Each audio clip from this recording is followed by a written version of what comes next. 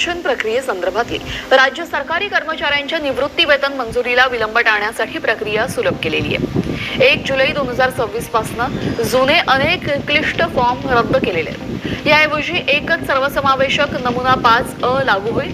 कार्यालयात प्रमुख प्रक्रिया निवृत्ती वेतन वाहिनी ऑनलाईन प्रणालीद्वारे पूर्ण करणार असून त्यानंतर महालेखापाल कार्यालयाकडे पाठवतील। त्यामुळे पेन्शन मिळण्यासाठी होणारा उशीर टाळणार आहे।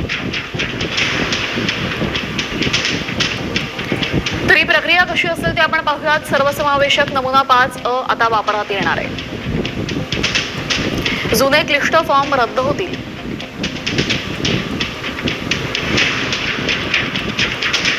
निवृत्ती वेतन वाहिनीद्वारे ऑनलाईन मंजुरी प्रक्रिया होणार आहे। विविध विभागांच्या सेवार्थ प्रणालीमध्ये बदल करण्यात आले। सध्या हार्ड कॉपी देणं आवश्यक असेल। या बातमीच्या अनुषंगाने महाराष्ट्र शासनाच्या वित्त विभागाचा हा शासन निर्णय आहे। दिनांक 15/6/2026 रोजीचा हा शासन निर्णय आहे, ज्यामध्ये राज्य शासनाच्या सेवानिवृत्त होणाऱ्या कर्मचाऱ्यांकडून सेवानिवृत्त होत असताना जे भरावयाच्या अर्जाचे नमुने आहेत ते सगळे एकत्र करून सुधारित नमुना 5A तयार करण्यात आला आहे। आणि या संदर्भात आपण आता सविस्तर माहिती ही बघू शकता, ज्यामध्ये शासकीय कर्मचारी जे आहेत त्यांच्यासाठी यापूर्वी वेगवेगळे नमुने होते आणि ते सगळे नमुने एकत्रित करून जी नवीन प्रणालीमध्ये कशा प्रकारचा बदल करण्यात आला आहे आणि कोणते ते नमुने आहेत तेच आपण जाणून घेऊ।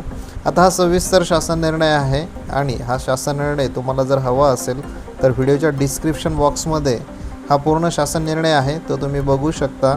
आता नमुना 5A जो आहे तो निवृत्ती वेतन वाहिनीमध्ये ऑनलाईन भराव्याच्या अनुषंगाने जे पोर्टल आहे pension.mahakosh.gov या पोर्टलमध्ये आपणास पेन्शनर यूजर नेम आणि पासवर्ड लॉग इन करून माहिती भरल्यानंतर वर्क लिस्ट टॅब आता ही सविस्तर माहिती दिलेली आहे। आता यामध्ये आपण फक्त हे नमुने बघून घेऊ, ज्यामध्ये मी दाखवतो आहे जे फॉर्म नमुने आहेत ते। आता हा संपूर्ण शासन निर्णय सविस्तर आहे।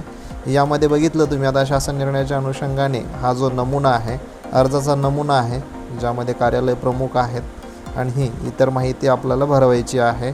त्यानंतर दुसरा जो नमुना आहे तो खाली दिलेला आहे की महाराष्ट्र जो आपला कुटुंबाचा तपशील महाराष्ट्र नागरिक सेवा आणि यामध्ये कुटुंबातील सदस्यांचे नावे आहेत, त्यानंतर जन्मदिनांक, आधार आणि शासकीय कर्मचाऱ्यांशी असलेले नाते, हा जो तपशील आहे हा एक फॉर्म भरायचा आहे।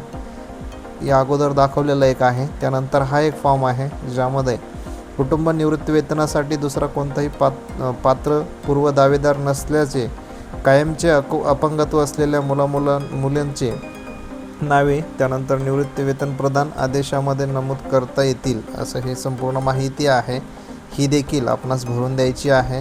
त्यानंतर हा एक तक्ता आहे। आता ही सविस्तर माहिती तुम्ही व्हिडिओच्या डिस्क्रिप्शन बॉक्समध्ये जो GR दिलेला आहे तेथून हा GR डाउनलोड करा आणि यामध्ये आपला सविस्तर माहिती भरा। आणि हा एक स्वयंघोषणा आहे, बघू शकता की हे सविस्तर जो आपले सेवानिवृत्त जे कर्मचारी आहेत त्यांच्यासाठी अत्यंत महत्त्वाची अशी माहिती आहे। आणि अशाच नवनवीन माहितीसाठी अपडेट कटा चॅनलला सबस्क्राईब करा आणि काही अडचण आली तर नक्कीच कमेंट करा। धन्यवाद।